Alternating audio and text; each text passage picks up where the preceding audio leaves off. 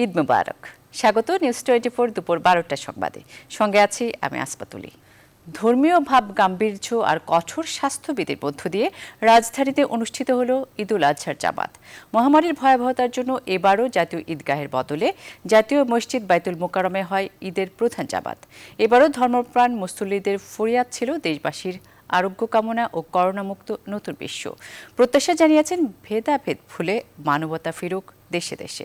রিশাদ হাসানকে সাথে নিয়ে বিস্তারিত জানাচ্ছেন ফখরুল ইসলাম। সূর্যের আলো ফোটার পরপরই ঈদুল আজহার ফজিলত লাভে জাতীয় মসজিদ বাইতুল মোকাররমমুখী হয় ধর্মপ্রাণ মুসলমানরা। মুসল্লি আয়োজন সবই আছে, কিন্তু কোথায় যেন হারিয়েছে আগের সে উৎসব আর উচ্ছ্বাস। করোনার বিষ শৃঙ্খলিত করেছে মানুষে মানুষে আলিঙ্গন। সকাল 7টায় প্রধান জামায়াত অনুষ্ঠিত হওয়ার পর একে একে বেলা 11টা পর্যন্ত অনুষ্ঠিত হয় 5টি জামায়াত। জামায়াতে অংশ নেন সিটি কর্পোরেশনের মেয়র, সংসদ সদস্য ও বিশিষ্ট ব্যক্তিবর্গ। ঈদের নামাজ শেষে মহামারীকালীন বিশেষ খুতবায় দোয়া করা হয় মুসলিম উম্মার শান্তি কামনায়। আল্লাহর কাছে দোয়া করলাম যে আল্লাহ এই কোভিড-19 থেকে আমাদেরকে রক্ষা করো। এখন যারা আক্রান্ত আছেন আল্লাহ সবাইকে আরোগ্য করুক, আমাদেরকে স্বাস্থ্যবিধিটা মেনে চলার তৌফিক দিন। ঈদ জামায়াতে অংশ নেয়া সব শ্রেণী পেশার মানুষও এক কাতারে দোয়া করেছেন বিশ্ব থেকে করোনা মুক্তির। তারা জানিয়েছেন ঈদুল আজহার শিক্ষা ছড়িয়ে পড়ুক সকল মুসলিম উম্মার মাঝে। সবাই যেন ভালো থাকে এবং আমরা এই করোনার অভিশাপ থেকে যেন পুরো দেশবাসী, পুরো পৃথিবী যেন মুক্তি পায়, সেই দোয়া করেছি। সকলের জন্য আজকে যে কোরবানিটা যেন কবুল করে, কোরবানির মাধ্যমে মানুষের যে পশুত্বটা আছে, মানুষের ভিতরে যে পশুত্ব, এটা যেন মুক্তি করে, সর্বোপরি সুস্থ একটা পৃথিবী যেন আল্লাহ দান করে। এ সময় মহামারীতে আক্রান্তদের জন্য দোয়া করা হয়। প্রত্যাশা জানান স্বাস্থ্যবিধি মেনে চলুক দেশবাসী। মহামারীর বছর ঘুরে আবারও ভিন্ন এক পরিবেশে অনুষ্ঠিত হলো ঈদুল আজহার জামাত।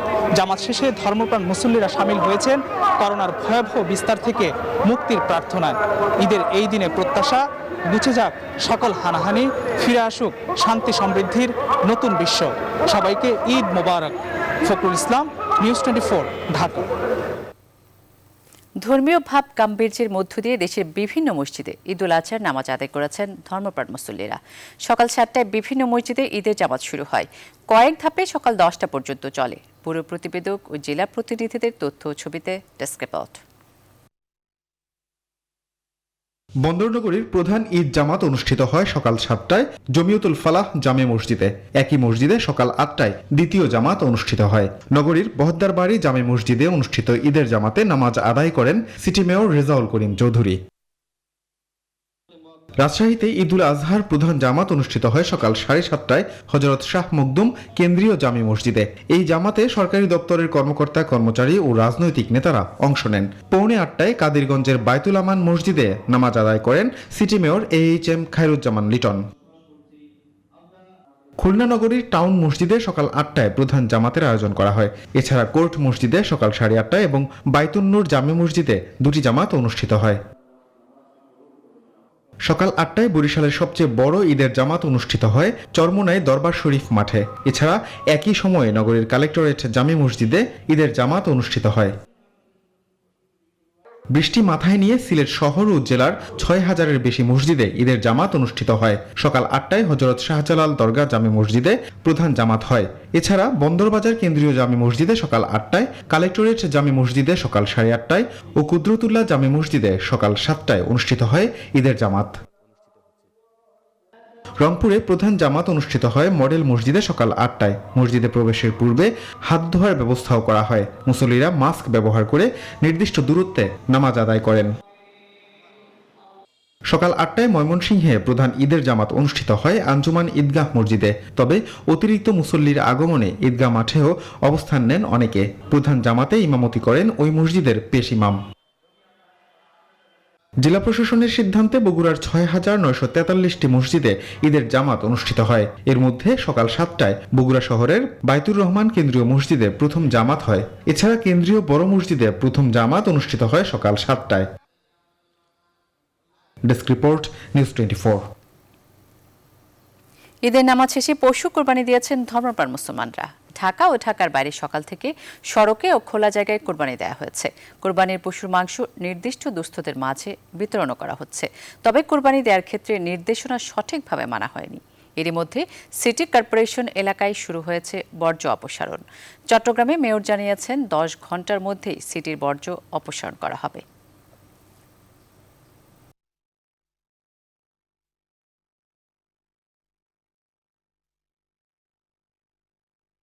আমাদের কমিশনাররা কাউন্সিলররা প্রত্যেক ওয়ার্ডে প্রস্তুত, 4টা জোনে ভাগ করেছি, এরাও প্রস্তুত, আমাদের কর্মকর্তারাও প্রস্তুত। 8 থেকে 10 ঘন্টার মধ্যে ইনশাল্লাহ চট্টগ্রাম নগরী বর্জ্যমুক্ত হবে। ঈদের নামাজ শেষে পশু কুরবানি দিচ্ছেন ধর্মপ্রাণ মুসলমানরা। অনেক জায়গায় বর্জ্য অপসারণও শুরু হয়েছে। সে খবর জানাতে সরাসরি যুক্ত হচ্ছেন আমাদের সহকর্মীরা। শুরুতেই ঢাকা থেকে যুক্ত হচ্ছেন ঢাকার মিরপুর থেকে যুক্ত হচ্ছেন সহকর্মী তালুকদার বিপ্লব। কুরবানি দেওয়া শুরু সকাল থেকেই, বর্জ্য অপসারণ কি শুরু হয়েছে?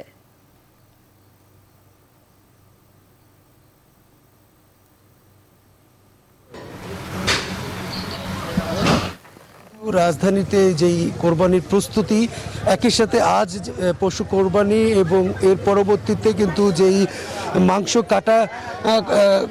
কেটে বন্টনের মধ্য দিয়ে কিন্তু যারা রাজধানীবাসী রয়েছে তাদের এই সময় কিন্তু যাচ্ছে। এবং এর মধ্যে কিন্তু এই সারাদিনে যেই কোরবানির যে পশুর বর্জ্য রয়েছে সে বর্জ্য অপসারণ, একই সাথে হাটের যে বর্জ্য রয়েছে সে বর্জ্য অপসারণের মধ্যে কিন্তু ঢাকা উত্তর এবং দক্ষিণ সিটি কর্পোরেশন কিন্তু আনুষ্ঠানিকভাবে ঘোষণা দিয়ে এসেছিল যে 24 ঘন্টার মধ্যে তারা বর্জ্য অপসারণ করবে। এবং এরই মধ্যে দক্ষিণ সিটি কর্পোরেশনের কোথাও কোথাও বর্জ্য অপসারণের কার্যক্রম শুরু হলো। উত্তর সিটি কর্পোরেশনে আসলে আনুষ্ঠানিকভাবে শুরু হবে 2টা থেকে, অর্থাৎ দুপুর 2টায়। ঢাকা উত্তর সিটি মেয়র 100 ফিট ভাটার 100 ফিট সড়ক থেকে আনুষ্ঠানিকভাবে এই বর্জ্য অপসারণের কাজ শুরু করবে। এবং আপনি জানেন যে এই বর্জ্য অপসারণের মধ্যে কিন্তু এরই মধ্যে গত কয়েকদিন ধরে সিটি কর্পোরেশনের পক্ষ থেকে কিন্তু যেই বর্জ্য বহনকারী যে ব্যাগ রয়েছে, বহন করা ব্যাগ রয়েছে এবং একই সাথে যেই ব্লিচিং পাউডার, এগুলো কিন্তু প্রত্যেকটা এলাকার যারা বাসিন্দা রয়েছে তাদেরকে কিন্তু পৌঁছে দেওয়া হয়েছে স্থানীয় ওয়ার্ড কাউন্সিলরের মাধ্যমে। এবং এখানে কিন্তু যে বিষয়টি আপনি বলছিলেন যে আসলে প্রতি বছরে বেশ কয়েক বছর ধরে সিটি কর্পোরেশন কিন্তু নির্ধারিত স্থানে পশু কোরবানির জন্য কিন্তু নগরবাসীকে উৎসাহ দিয়ে আসলো বা আহ্বান করে আসলো, কিন্তু আসলেই সেভাবে কিন্তু সেই সিটি কর্পোরেশন নির্ধারিত স্থানে কিন্তু অনেকেই কিন্তু পশু কোরবানি করছেন না। এবং এই সিটি কর্পোরেশনের যেই উদ্যোগ, সে উদ্যোগ আসলেই অনেক সময়ই বেশি এই কয়েক বছর ধরেই কিন্তু আসলে সেই উদ্যোগ আসলে পুরোপুরি বাস্তবায়ন হচ্ছে না। এর মধ্যেও কিন্তু কেউ সিটি কর্পোরেশনের নির্ধারিত স্থানে পশু কোরবানি করছেন। তারাই যারা আসলে যাদের বাসা বাড়ি ঠিক ওই বর্জ্য যেখানে পশু কোরবানি নির্ধারিত স্থান তার কাছাকাছি রয়েছে, কিন্তু দূরে যারা রয়েছে তারা বিভিন্ন অজুহাতে কিন্তু এই জিনিসটা তারা করছে না। তো বর্জ্য অপসারণের পরবর্তীতে বিস্তারিত তথ্য আমি জানাবো। এই মুহূর্তে আমরা চলে যাব বরিশালে, সেখানে রয়েছে রাহাত, তার কাছ থেকে জানবো সেখানকার অবস্থা।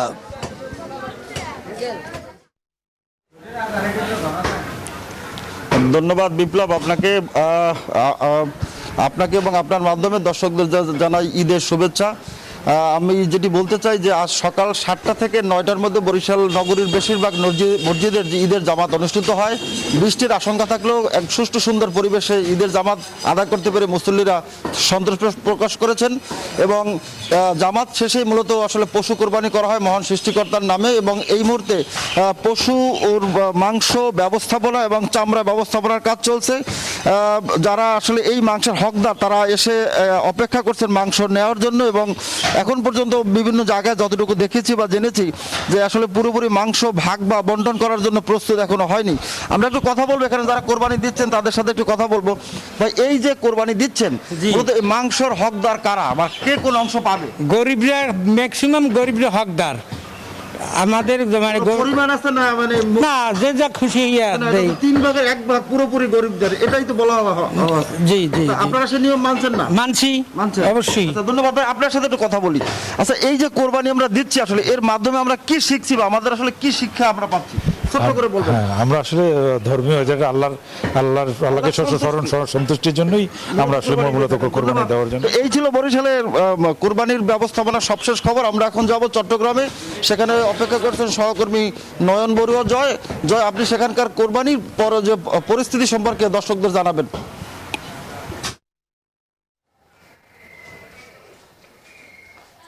ধন্যবাদ রাহাত খান, আপনি যে বরিশালের খবর জানিয়েছেন, একে একে করে আমাদের সহকর্মীরা বিভিন্ন জায়গার খবর জানিয়েছেন, তেমনিভাবে বন্দরনগরীর চট্টগ্রামেও যে পশু জবাই হয়েছে, আপনি জানেন যে প্রতি বছরে চট্টগ্রামে সবচেয়ে বেশি পশু জবাই করা হয়, কিন্তু দেখা যাচ্ছে কিন্তু আসলে যে সকাল থেকে যে পরিচ্ছন্ন কর্মী যারা সিটি কর্পোরেশনের 4000 পরিচ্ছন্ন কর্মী, তারা কিন্তু এখন থেকে বর্জ্য অপসারণের কাজে নেমেছেন। তারা বলছেন যে মেয়রের একটা ঘোষণা আছে, মেয়রের ঘোষণা হলো 8 ঘন্টা থেকে 10 ঘন্টার মধ্যে সেই বর্জ্য অপসারণ করা হবে। সেই অপসারণ করার জন্য কিন্তু আসলে সিটি কর্পোরেশনের পরিচ্ছন্ন কর্মীরা তারা মাঠে নেমেছে। আমি একটু কথা বলতে চাচ্ছি চট্টগ্রাম সিটি কর্পোরেশনের বর্জ্য ব্যবস্থাপনা কমিটির পশ্চিম জোনের সভাপতি আছেন অধ্যাপক ইসমাইল। আমি জানতে চাচ্ছি কতটুকু পর্যন্ত আপনারা সফল হবেন বলে মনে করছেন? আমরা আজকে এই বর্জ্য অপারেশনে শতভাগ আমরা সফল হব, কেননা আমরা আজকে এই কোরবানের আসার পর থেকেই এই যে কোরবানি হাট থেকে শুরু করে আমরা মেয়র মহোদয়ের সাথে, মাননীয় মেয়র মহোদয় সাথে আমরা অনেক বৈঠক করেছি বর্জ্য কমিটি। আমি পশ্চিম জোনের আহ্বায়ক হিসেবে, চেয়ারম্যান হিসেবে আমি দাবি করছি, আমি সকাল থেকে বিভিন্ন আমার 9টি ওয়ার্ড আমার দায়িত্ব আছে, আমি 9টি ওয়ার্ডে পরিদর্শন করেছি, এমন সমস্ত জায়গায় খবর নিয়েছি। আমরা শতভাগ 5টার মধ্যেই আমাদের বর্জ্য অপসারণ হবে। এটা একটা আমরা বিপ্লব গড়াতে চাচ্ছি। ধন্যবাদ আপনাকে। তুলি, আপনি অবশ্যই বুঝতে পেরেছেন যে চট্টগ্রাম সিটি কর্পোরেশন এখন থেকে তারা বর্জ্য অপসারণে নেমেছেন। 8 থেকে 10 ঘন্টার মধ্যে চট্টগ্রাম শহর অনেকটা পরিষ্কার হবে বলে তারা দাবি করছেন। এই ছিল আমার এখানকার সর্বশেষ। ফিরে যাচ্ছি স্টুডিওতে তুলির কাছে। জয়, ধন্যবাদ আপনাকে। রাজধানী ও রাজধানীর বাইরে থেকে কোরবানির বর্জ্য অপসারণের খবর জানাচ্ছিলেন আমাদের সহকর্মীরা। যানজটের তিলোত্তমা ঢাকা ফাঁকা ঢাকার রূপ নেয় কেবল ঈদের ছুটিতে। চারদিকে যেন শুনশান নীরবতা। সহকর্মী মাসুদা লাবণী তার কিছুটা তুলে ধরতে সরাসরি যুক্ত হচ্ছেন। লাবণী, কেমন দেখছেন ফাঁকা ঢাকা?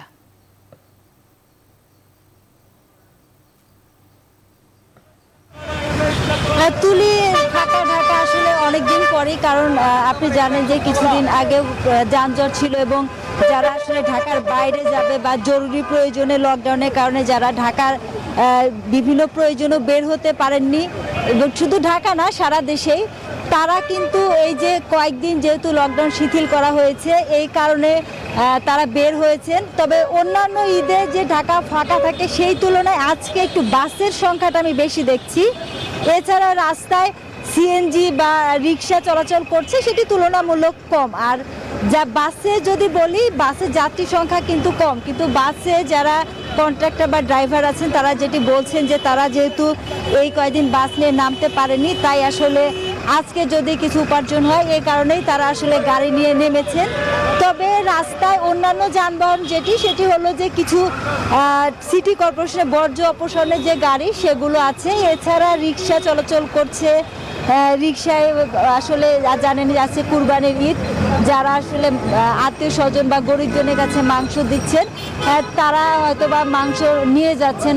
আর এছাড়া অনেকেই সিএনজি বা ব্যক্তিগত গাড়িতে চলাচল করছেন, তারাও আসলে আত্মীয় স্বজনের বাড়িতে মাংস দেওয়ার যে কাজটি সে কাজটি করছেন। অর্থাৎ অন্যান্য বার ঢাকা একেবারে ফাঁকা থাকলেও সেই তুলনায় এবার কিন্তু ঢাকা খুব একটা ফাঁকা না, এবং অন্যান্য যানবাহনের তুলনায় বাসের সংখ্যা বেশি। তবে স্বাস্থ্যবিধি মানা হচ্ছে, কারণ আসলে যাত্রীর সংখ্যা কম। তুলি, লাবণী, ধন্যবাদ আপনাকে ভিন্ন ঢাকার খবর জানাবার জন্য।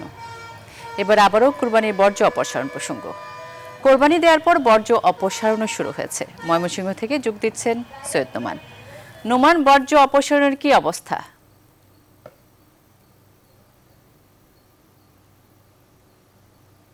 ধন্যবাদ তুলি। আসলে কিছুক্ষণ আগেই নামাজ শেষ হয়েছে, অর্থাৎ ময়মনসিংহ নগরবাসী 9টা থেকে 10টার মধ্যেই সবাই নামাজ শেষ করেছে।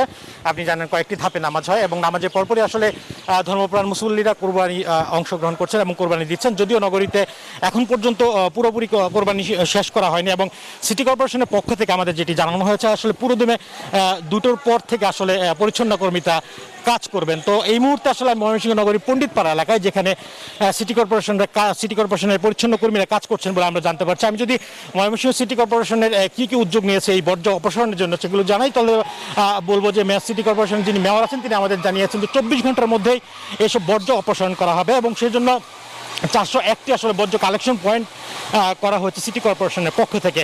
এজন্য 600 পরিচ্ছন্ন কর্মী, 50টি গাড়ি প্রস্তুত রাখা হয়েছে এবং এইসব বর্জ্য আসলে 3টি এক্সকেভেটরের মাধ্যমে তোলা হবে। 6টি জীবাণুনাশক পানি ছেটানোর গাড়ি কিন্তু রাখা হয়েছে এবং এই বর্জ্য অপসারণের জন্য সিটি কর্পোরেশনের মেয়র 24 ঘন্টা সময় নিয়েছেন। অর্থাৎ এই 24 ঘন্টা সময়ের মধ্যেই কিন্তু ময়মনসিংহ নগরী পরিচ্ছন্ন হবে বলে তিনি আশা প্রকাশ করেছেন। সেজন্য আসলে সাধারণ মানুষ যারা আছেন, যারা আসলে ত্যাগের মহিমায় উদ্ভাসিত হচ্ছেন, অর্থাৎ পশু কোরবানি করছেন, তাদের সহায়তাও চেয়েছেন কিন্তু সিটি মেয়র। এবং আমি আপনাকে আরেকটু জানাই, পরিচ্ছন্নতা শেষে অর্থাৎ জীবাণু যেন না থাকে সেজন্য আসলে 20 টন ব্লিচিং পাউডার কিন্তু ছেটানোর ব্যবস্থা করেছে ময়মনসিংহ সিটি কর্পোরেশন। তো মেয়র আশাবাদ আমাদের ব্যক্ত করছেন যে খুব পরিচ্ছন্ন নগরী কিন্তু আসলে 24 ঘন্টার মধ্যে তিনি উপহার দিবেন। তো এই ছিল ময়মনসিংহ থেকে বর্জ্য অপসারণ নিয়ে আমার কাছে সর্বশেষ খোঁজখবর। ফিরছি স্টুডিওতে তুলির কাছে। তুলি। নোমান, ধন্যবাদ আপনাকে ময়মনসিংহের বর্জ্য অপসারণের খবর জানাবার জন্য। সংবাদে এই পর্যায়ে নিচ্ছি একটি বিরতির সঙ্গেই থাকুন।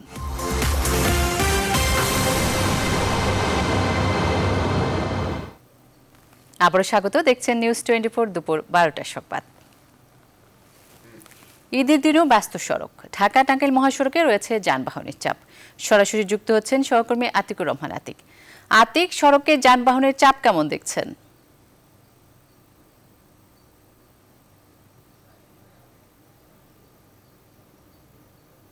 ধন্যবাদ তুলি। ঈদ মোবারক। মূলত গত 48 ঘন্টার পর কিন্তু এই মহাসড়কে অনেকটাই কিন্তু স্বাভাবিক হতে আমরা লক্ষ্য করেছি। অর্থাৎ গত 2-3 দিন এই মহাসড়কে কিন্তু অনেক ভোগান্তির মধ্যে পড়তে হয়েছে এই উত্তরবঙ্গের যাত্রীদের এবং সকালেও কিন্তু অনেকটাই যানজটের মধ্যে পড়তে হয়েছে এবং এখনটা অনেকটাই স্বাভাবিক রয়েছে। তবে গাড়ির কিন্তু অনেকটাই যে যানবাহন চাপ সেটি কিন্তু আমরা লক্ষ্য করেছি এবং থেমে থেমে কিন্তু যানজটও সৃষ্টি হয়েছে বঙ্গবন্ধু পূর্ব যে সেতু রয়েছে সেই সেতু এলাকায় এবং এই মহাসড়কে অর্থাৎ রেকর্ড পরিমাণ গতকাল কিন্তু যানবাহন পারাপার হয়েছে। তবে আজকেও কিন্তু মানুষ ঈদের দিনেও কিন্তু যে যানবাহনের যে যানজট সকালে সেটি কিন্তু আমরা লক্ষ্য করেছি। বলা যায় যে এটি একটি এই মহাসড়কের ইতিহাস যে ঈদের দিনেও আসলে যানজটের মধ্যে পড়তে হয়েছে এই উত্তরবঙ্গের যাত্রীদের। তবে আসলে সব মিলিয়ে এই মহাসড়কের যে পরিমাণ যানবাহন দুদিন লক্ষ্য করেছি, বিশেষ করে যে ট্রাকের সংখ্যা কিন্তু আমরা এবার বেশি পেয়েছি এবং ট্রাকে করে কিন্তু মানুষ এবার করোনার ঝুঁকি নিয়ে সংক্রমণ ঝুঁকি নিয়ে তারা কিন্তু বাড়িতে ফিরেছেন। তো সব মিলিয়ে আসলে এখন অনেকটাই স্বাভাবিক রয়েছে যানবাহন, তবে চাপ রয়েছে। এই ছিল আমার কাছে সর্বশেষ। ঢাকা টাঙ্গাইল মহাসড়কে ফিরে যাচ্ছি স্টুডিওতে। তুলি।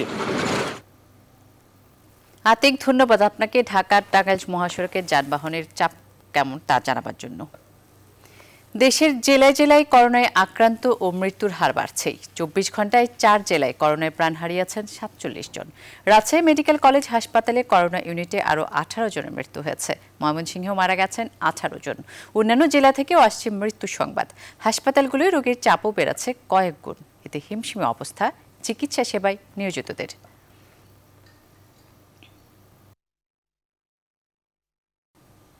বিশ্বজুড়ে করোনায় গেল 24 ঘন্টায় আরও প্রায় 5 লাখ মানুষ সংক্রমিত হয়েছে। নতুন করে ভাইরাসটিতে প্রাণ গেছে 8,000-এরও বেশি রোগীর। এ নিয়ে বিশ্বে মোট সংক্রমণ দাঁড়ালো 19,22 লাখে। 41,24,000 গড়ালো মোট প্রাণহানি। গেল দিন দৈনিক মৃত্যু সবচেয়ে বেশি দেখা গেছে ব্রাজিলে। এদিন দেশটিতে 1,425 জন মারা গেছেন। এরপরে রয়েছে ইন্দোনেশিয়া। এশিয়ার এই দেশটিতে গেল দিন করোনায় প্রাণ গেছে 1,280 জনের। তবে ভারতে করোনা পরিস্থিতি এখন অনেকটাই স্বাভাবিক। দেশটির গেল ২৪ ঘন্টায় মারা গেছে ৪৮৯ জন, আর যুক্তরাষ্ট্রে একদিনে প্রাণহানি হয়েছে ২২৩ জনের। তবে দৈনিক মৃত্যু বাড়ছে রাশিয়া ও সাউথ আফ্রিকায়।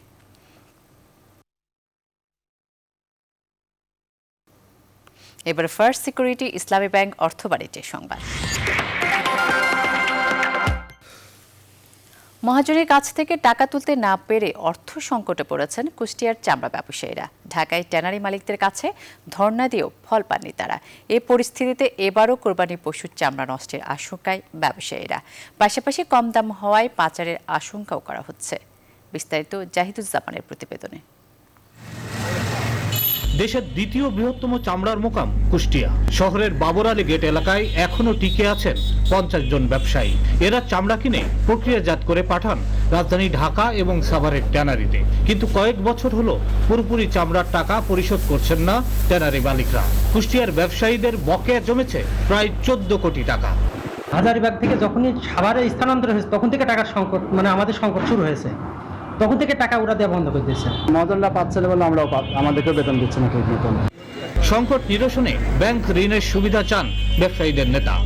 সরকারের পক্ষ থেকে আমাদের একটা ব্যাংকিং সুযোগ সুবিধা যদি করে দেয় স্বল্প ঋণে, তাহলে এই চামড়াটা ক্রয় করার জন্য আমাদের অনেক সুযোগ হয়। এদিকে সীমান্তবর্তী জেলা হওয়ায় চামড়া পাচার ঠেকাতে কঠোর অবস্থান নিয়েছে পুলিশ। যে সমস্ত আমাদের পুলিশ অফিসার ফোর্স আমরা আছি, আমাদের সর্বোচ্চ পরিমাণ ডিপ্লয়মেন্ট থাকবে এবং আমরা কোনো অবস্থাতেই একটি চামড়াও আমাদের দেশ থেকে পাচার হতে দেব না। এ খাতে চলমান সংকট মেটানো না গেলে এবারও কোরবানির পশুর চামড়া অবিকৃত পড়ে থাকতে পারে বলে আশঙ্কা করেছেন ব্যবসায়ীরা। জাহিদুজ্জামান, নিউজ 24, কুষ্টিয়া। ঈদ উপলক্ষে লকডাউনের বিধিনিষেধ শিথিল হলেও পর্যটন কেন্দ্রগুলো এখনো বন্ধ। এর প্রভাব পড়েছে পর্যটন সংশ্লিষ্টদের উপর। সিলেটে ব্যবসা বাণিজ্যের অনেক অনুষঙ্গ আবর্তিত হয় পর্যটন ঘিরে, তবে সবই এখন বন্ধ। মানবিক বিপর্যয়ে সংশ্লিষ্ট অন্তত 2 লাখ মানুষ। সরকারি সাহায্য কিছুটা মিললেও তাদের দাবি স্বাস্থ্যবিধি মেনে স্পটগুলো খুলে দেয়ার। সৈয়দ রাসেলের তথ্যচিত্রে ডেস্ক রিপোর্ট। সিলেটের ভোলাগঞ্জের সাদাপাথর নৌকাঘাট এবং গাড়ি পার্কিংয়ের জায়গার লিজ নিতে খরচ প্রায় কোটি টাকা। পরে নানাভাবে আরও কয়েক লাখ টাকা যোগ হয় খরচের খাতায়। গেল এপ্রিলে বেশ কয়েকজন একত্রে এই জায়গা লিজ নিয়েছিলেন। এখন নিঃস্ব হওয়ার পথে তারা। আমরা এক মাস পাইলাম সময় পাইছি মাত্র 15-20 লাখ টাকা, আর তো সারাও লস। তার এই তো মানুষ নাই, কিচ্ছু নাই, দোকানপাট বন্ধ, সবটা বন্ধ। পর্যটনের সঙ্গে এমন হাজারো মানুষ জড়িয়ে আছেন। তাদের পরিবারও এই আয়ের উপর নির্ভরশীল। বর্তমান প্রেক্ষাপট পুরোপুরি পাল্টে দিয়েছে তাদের জীবন। আজকে আসলাম তো, কিন্তু কোনো পর্যটক আসে নাই, তার জন্য আমাদের এই খালি হাতেই বসে আছি সকাল থেকে। অনেক দিন যাবত এমনি ঘরে বসে বসে খাইছি, আর ঘরেও কোনো টাকা নাই যে বসে খামো। আর সরকারের কাছে আশা যদি খুলে দেয় লকডাউন, তাহলে আমরা গরিব মানুষ যারা আছে দিন মজুর, তারা একটু সুবিধা হবে, চল্লা বেড়ে থাকতে পারবো। পর্যটন বন্ধ থাকায় হোটেল, মোটেল ও অন্যান্য ব্যবসায় এখন শুধুই দীর্ঘশ্বাস। এমন বাস্তবতায় স্বাস্থ্যবিধি মেনে সিলেটের পর্যটন কেন্দ্রগুলো খুলে দেওয়ার দাবি ব্যবসায়ীদের। আমার মনে হচ্ছে যে ভ্যাকসিন দেওয়ার পরে ইনশাআল্লাহ সরকার লকডাউন উইথড্র করবে এবং পর্যটন খাত আবার আমাদের আগের পরিসরে ফিরে আসবে বলে আমি বিশ্বাস করি। উপজেলা প্রশাসন ক্ষতিগ্রস্ত মানুষদের নানাভাবে সহায়তা করছে বলে জানান নির্বাহী কর্মকর্তারা। পর্যটন খাতের সাথে জড়িত আছে আমাদের নৌ শ্রমিকরা, আমাদের ফটোগ্রাফাররা এবং এই যে ছোট দোকানিরা, তাদেরকেও আমরা আর্থিক প্রণোদনা দিয়েছি এবং সামনেও আমরা এটা অব্যাহত রাখব। Desk report, news 24। মহামারীর মধ্যে বিশ্বের বিভিন্ন দেশে দেখা দিয়েছে নানান প্রাকৃতিক দুর্যোগ। ইউরোপের পর এবার চীনেও দেখা দিয়েছে ভয়াবহ বন্যা। এতে কমপক্ষে 12 জনের মৃত্যু হয়েছে। এদিকে যুক্তরাষ্ট্রের অরেগন অঙ্গরাজ্যে দাবানলে বাড়ছেই চলছে অঞ্চলটির 3,64,000 একর জমি। পড়ছে রাশিয়া ও স্পেনও। বিশেষজ্ঞরা বলছেন জলবায়ু পরিবর্তনের কারণেই প্রকৃতির এমন বৈরূপ। বিস্তারিত ডেস্ক রিপোর্টে। পশ্চিম ইউরোপের পর এবার চীনেও পড়েছে বন্যার ভয়াবহ থাবা। প্রবল বর্ষণে সৃষ্ট বন্যায় দেশটির বিভিন্ন অঞ্চলে বেশ কয়েকজনের মৃত্যু হয়েছে। তলিয়ে গেছে কয়েকটি প্রদেশের রেল স্টেশন ও রাস্তাঘাট। বাতিল করা হয়েছে এসব শহরের ফ্লাইট। স্থানীয় বাসিন্দাদের নিরাপদে সরিয়ে নেওয়ার নির্দেশনা দিয়েছে কর্তৃপক্ষ। হেনান প্রদেশের বন্যা কবলিতদের নিরাপদ আশ্রয়ে নেওয়া হচ্ছে। জারি হয়েছে সর্বোচ্চ স্তরের আবহাওয়া সতর্কতা। জার্মানি, নেদারল্যান্ড ও বেলজিয়াম সহ পশ্চিম ইউরোপের সাম্প্রতিক বন্যাতে প্রাণ গেছে শত শত মানুষের, এখনও নিখোঁজ বহু মানুষ। দাবদাহ চলছে যুক্তরাষ্ট্রের পশ্চিমাঞ্চল ও কানাডায়। এর প্রভাবে যুক্তরাষ্ট্রের ওরেগন অঙ্গরাজ্যে ক্রমেই বাড়ছে দাবানল। আগুনে জ্বলছে লাখ লাখ একর জমি, পুড়ছে ক্যালিফোর্নিয়ার উত্তরাঞ্চলও। এখানেই শেষ নয়, দাবানলের ভয়ঙ্কর শিখা জ্বলছে রাশিয়ার ইয়াকুটিয়াতেও, জ্বলছে স্পেনের কাতালোনিয়াও। বিশেষজ্ঞরা বলছেন জলবায়ু পরিবর্তনের কারণে ঘটছে বন্যা ও দাবানলের মতো নানান প্রাকৃতিক দুর্যোগ। তাই জলবায়ু পরিবর্তনে কার্যকর ও টেকসই ব্যবস্থা নেওয়ার পরামর্শ তাদের। আসমাতুলি, নিউজ 24। খেলার খবর। সিরিজের একমাত্র টেস্ট ও ওয়ানডে সিরিজ জয়ের পর টি-20 মিশনে কাল আবারও মাঠে নামবে বাংলাদেশ ও জিম্বাবুয়ে। হারারে স্পোর্টস ক্লাব মাঠে ম্যাচটি শুরু হবে বাংলাদেশ সময় বিকাল 4:30টায়। সম্প্রচার জটিলতা কাটাতে 2 টি-20 সিরিজের সূচি পরিবর্তন করে একদিন এগিয়ে আনা হয়েছে। পূর্বের সূচি অনুযায়ী হারারে স্পোর্টস ক্লাব মাঠে টি-20 ম্যাচ 3টি শুরু হওয়ার কথা ছিল 23, 25 এবং 27 জুলাই। তারিখ বদলালেও ভেন্যু বদলানো হয়নি। সিরিজের একমাত্র টেস্ট জয়ের পর বাংলাদেশ জিম্বাবুয়েকে হোয়াইট ওয়াশ করেছে স্বাগতিকদের 3-0 ব্যবধানে। বিশ্বকাপের আগে যেমন জরুরি ছিল আসন্ন এই টি-20 সিরিজের, ঠিক তেমনি 20 সিরিজের আগে জিম্বাবুয়ের বিপক্ষে টাইগারদের ফর্মে ফেরাটা নিঃসন্দেহে আত্মবিশ্বাস যোগাবে আরও একবার মাঠে নিজেদের মেলে ধরতে।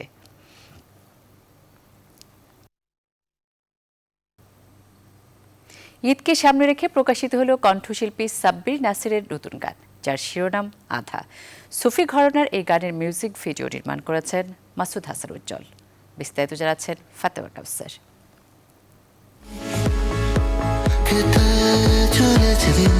হর্ষ, ফুল ফোটাবো, ফাগুন আসছে, জল জোছনা, পোকা, আমারে দিয়ে দিলাম তোমারে, মৃত জোনাকি সহ এরই মধ্যে বেশ কয়েকটি গানচিত্র প্রকাশ করেছেন সাব্বির নাসির।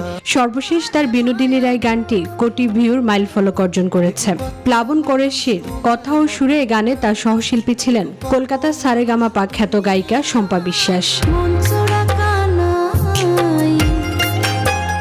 এবার ঈদকে সামনে রেখে প্রকাশিত হলো তার নতুন গান আধা। এ বিষয়ে বিস্তারিত জানাতে এই সংবাদ সম্মেলনের আয়োজন, যেখানে উপস্থিত ছিলেন গানটির গীতিকার ও সুরকার ওমর ফারুক বিশাল, নির্মাতা মাসুদ হাসান উজ্জ্বল ও সঙ্গীত শিল্পী সাব্বির নাসির।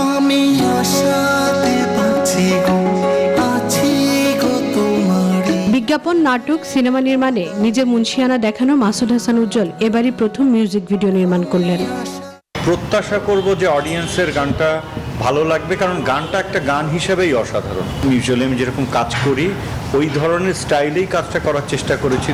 বান্দরবানের বেশ কয়েকটি স্থানে গানটির দৃশ্য ধারণের পরিকল্পনা করলেও পরে সিলেটের সীমান্তবর্তী অঞ্চল ভোলাগঞ্জ আর রাতারগুলে গানটির দৃশ্য ধারণ করা হয়। সাজিদ সরকারের সঙ্গীত পরিচালনায় করা সুফি ঘরানার এই গানটি দর্শকদের ভালো লাগবে বলে প্রত্যাশা সাব্বির নাসিরের। প্রকৃতির সাথে মানুষের যে সম্পর্কটা একটু দূরে চলে গেছে সেটাকে আবার রিকল করার একটা জায়গা তৈরি হচ্ছে। আধার কাছ থেকে আমার এক্সপেকটেশন হচ্ছে যে এইটা দৃশ্যায়ন, সঙ্গীত, সুর এবং ভোকালাইজেশনের যে একটা প্রশান্তি, সেটা যেই সব আত্মারা খুঁজতে চান এই ধরনের প্রশান্তি, তারা যদি কানেক্ট করতে পারে সেটাই আমি মনে করি অ্যাচিভমেন্ট। আধা গানটি সাব্বির নাসিরের নিজস্ব ইউটিউব চ্যানেলে দর্শকরা উপভোগ করতে পারবে। ফাতেমা কাউসার, নিউজ 24, ঢাকা। এখন এ পর্যন্তই। আরও খবর ও বিশ্লেষণ জানতে ভিজিট করুন www.news24pd.tv। ধন্যবাদ।